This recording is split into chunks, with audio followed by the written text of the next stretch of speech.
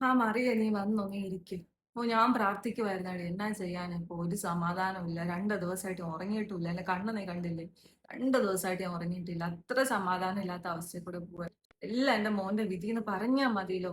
അവനാണെങ്കിൽ അതാ ഫോൺ വരെ ഓഫ് ചെയ്ത് വെച്ചേക്കുന്നു. കുടുംബക്കാരുടെ, നാട്ടുകാരുടെ, കൂട്ടുകാരുടെ ചോദ്യം സഹിക്കാൻ പറ്റുന്നില്ല. അത്ര ശല്യമായി ഇപ്പൊ എല്ലാരെയും കൊണ്ട്. ഒരു സമാധാനം ഇല്ല. ഇനിയിപ്പോ പോലീസ് എപ്പോഴാ കയറി വരുന്നതെന്ന് ഓർത്ത് പേടിച്ചിരിക്കും അവനാണെങ്കിൽ. പ്രശ്നമോ? പ്രശ്നം എന്നാന്ന് വെച്ചാൽ നിനക്കും അറിയാലോടി. കാര്യം പറഞ്ഞ പ്രേമ കല്യാണം ആണെങ്കിലും ഈ കല്യാണത്തിന് ഞാൻ സമ്മതിച്ചു തന്നെ നല്ല കുടുംബക്കാരാണല്ലോ എന്ന് ഓർത്തിട്ട് തന്നെയാ. അപ്പൊ അവരവരുടെ മോൾക്ക് ആവശ്യത്തിനുള്ളത് കൊടുക്കുമെന്നല്ലേ നമ്മൾ വിചാരിക്കുക. അതുകൊണ്ട് എന്റെ മര്യാദയ്ക്ക് ഞാൻ ഒന്നും ചോദിച്ചിട്ടില്ലേടി. ഒന്നും ചോദിച്ചിട്ടില്ല. പെണ്ണ് കാണാൻ പോയപ്പോഴായിക്കോട്ടെ, അത് കഴിഞ്ഞിട്ടായിക്കോട്ടെ, ഞാൻ ഒന്നും ചോദിച്ചിട്ടില്ല. അവനും അവളുടെ അടുത്തൊന്നും ചോദിച്ചിട്ടില്ല കേട്ടോ. അത്രയും നല്ലൊരു ചെറുക്കനാ.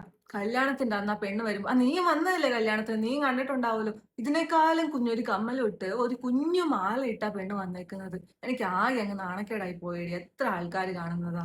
കാശായിട്ട് വല്ലതും കിട്ടുവോടാന്ന് ഞാൻ അതിന്റെ ഇടയ്ക്ക് അവന്റെ അടുത്ത് ചോദിക്കുകയും ചെയ്തു. അവനാണെങ്കിൽ അറിയത്തില്ല മമ്മി എന്നും പറഞ്ഞ് അങ്ങ് ഒഴിഞ്ഞു മാറുകയും ചെയ്തേ.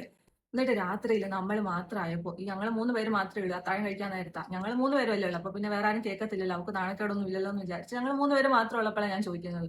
ഞാൻ ചോദിച്ചുമില്ല. ഞാൻ ചെറുതായിട്ടൊന്ന് സൂചിപ്പിച്ചതേ ഉള്ളൂ ഇതിനെപ്പറ്റി. ഉടനെ തന്നെ അവൾ എന്റെ അടുത്തൊന്നും പറഞ്ഞില്ല.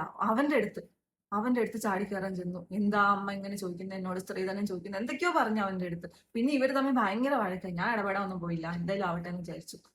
ഇതിന്റെ ഇടയ്ക്കാണെങ്കിൽ അവൻ അവൾക്ക് ടൊർണം കൊടുക്കുകയും ചെയ്തു. എന്നെ അയ്യോന്ന് വെക്കേണ്ട കാര്യമൊന്നുമില്ല. അവൾക്ക് ടൊർണം കിട്ടാനുള്ളത് തന്നെയായിരുന്നു. അല്ലെങ്കിൽ പിന്നെ ഏതെങ്കിലും പെൺപിള്ളേർ കല്യാണത്തിന് അന്ന് രാത്രി ഇത്ര ഒച്ചയും ബഹളമൊക്കെ വെക്കുവോ? എന്റെ ചെറുക്കന് കിട്ടാനുള്ളതൊന്നും കിട്ടിയില്ല, എന്നിട്ട് അവളുടെ വായിലിരിക്കുന്നത് കേൾക്കണം എന്ന് വെച്ചാൽ എങ്ങനെ ശരിയാവുന്നേ? അവൾ ഉടനെ തന്നെ അവളുടെ അപ്പനെ അമ്മേനെ വിളിച്ചു വരുത്തി. അത് എന്നാ ഒരു അപ്പനും അമ്മയാണെന്ന് ഞാൻ വിചാരിക്കുന്നത്. അപ്പൊ തന്നെ മോള് വിളിച്ച ഉടനെ തന്നെ വന്ന് മോളെയും കൂട്ടിക്കൊണ്ട് ഒരു ഒറ്റ പോക്ക്. അങ്ങനെ ഒരു അപ്പനും അമ്മയും അത് വേറെ.